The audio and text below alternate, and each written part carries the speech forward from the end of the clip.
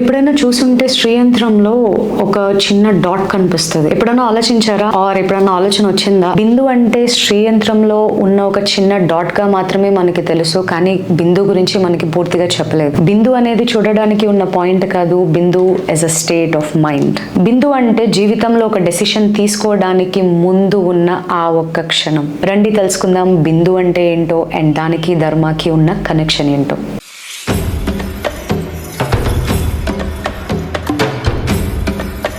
మనం ఏదైతే state of mind గురించి మాట్లాడుతున్నామో దాన్ని మనం డెఫినెట్ గా అయితే ఫోర్స్ చేయలేమండి. ఎందుకు అంటే ధర్మ అంటేనే ఇట్స్ రైట్ టైమింగ్ కదా. ఆల్సో బిందు అంటే కర్మ చేసే ముందు టైమింగ్ లో పుట్టిన ఒక స్టేట్ ఆఫ్ మైండ్. అందుకే మీరు నిజంగా సాధన అంటే సాధనని నిజంగా సాధన చేసే వాళ్ళని ఎప్పుడన్నా చూడండి, లైఫ్ ని ఇట్లా సరి చేయాలి అనే కాన్సెప్ట్ ఎప్పుడు ఉండదండి సాధనలో డెఫినెట్ గా. సో సాధనలో అవనివ్వండి లేకపోతే బిందు కాన్షియస్ లో అవనివ్వండి, ఒక డెసిషన్ తీసుకునే ముందు మన థాట్స్ ఏవైతే ఉన్నాయో దాన్ని ఒక సెంటర్ కి తీసుకురావడం అంటారు. That is called Bindu. And ఈ కాన్షియస్ స్టేట్ లో మీరు ఉన్నప్పుడు మీరు తప్పు డెసిషన్ తీసుకోవడం అనేది జరగదు. బేసిక్ గా the more you stay in the conscious state of mind, the more you will lose in your కర్మ. క్లియర్ గా చెప్పాలనుకోండి, దెబ్బ తగిలిన తర్వాత బాధపడే కన్నా దెబ్బ తగలక ముందు అలానా పని చేస్తే దెబ్బ తగులుతుంది అని మనకు తెలుస్తుంది కదా. ఆ స్టేట్ లో ఇంకా ఆగిపోవాలంతే.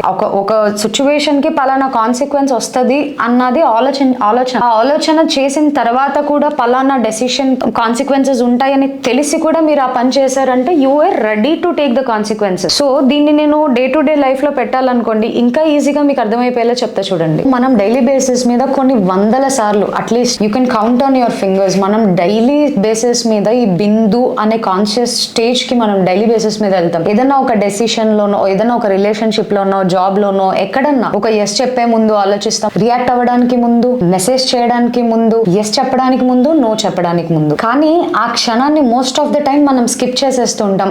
ఏదో ఒకట్లే ముందు చేసేద్దాం తర్వాత చూసుకుందాం, లేకపోతే ముందు అది అయిపోని తర్వాత ఆలోచిద్దాం అని మనం ఏదైతే ఒక డెసిషన్ తీసుకుంటామో అలా తీసుకున్న డెసిషన్ కి కాన్సిక్వెన్సెస్ అండ్ కర్మ రెండు సమతుల్యంలో వస్తాయి. అది వచ్చినప్పుడు మనం డెఫినెట్ గా తీసుకోలేం. సో మనం ఈ బిందు అనే కాన్సెప్ట్ ని మీరు ఒక స్పిరిచువల్ యాంగిల్ లో కాకుండా మన డే టు డే లైఫ్ లో ఎట్లా ఇంప్లిమెంట్ చేయొచ్చు అన్నది చూడండి. అండ్ ధర్మ అంటే ఆ క్షణంలో మనం స్కిప్ చెయ్యకపోవడాన్ని ధర్మ అంటారు. సో బిందు అనేది ఎంప్టీనెస్ కాదు, ఆ క్షణంలో వెయిటింగ్ లో ఉండడం. ఇన్ ద సెన్స్, ఇప్పుడు నేను ఇది విసిరేయాలనుకుంటున్నానండి, if I want to throw this tripod, just saying అంతే.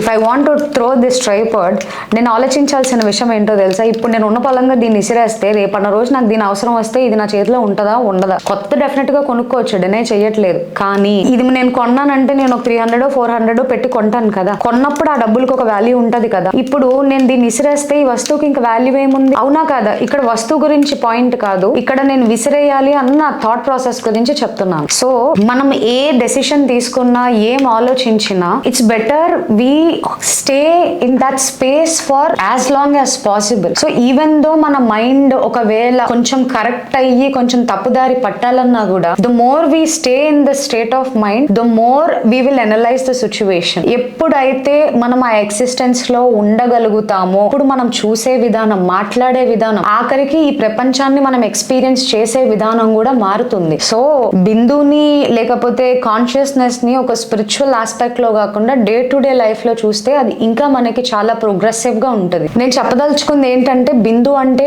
ఎంప్టీనెస్ కాదు, ఆ ఒక్క క్షణంలో వెయిటింగ్ ఎక్కడైతే ఉంటామో that state of mind is called బిందు. మీరు ఈవెన్ ఒక్క క్షణం ఆర్ కొన్ని సెకండ్స్ అయినా ఉండగలిగితే మీ యాక్షన్స్ డెఫినెట్ గా చేంజ్ అవుతాయి.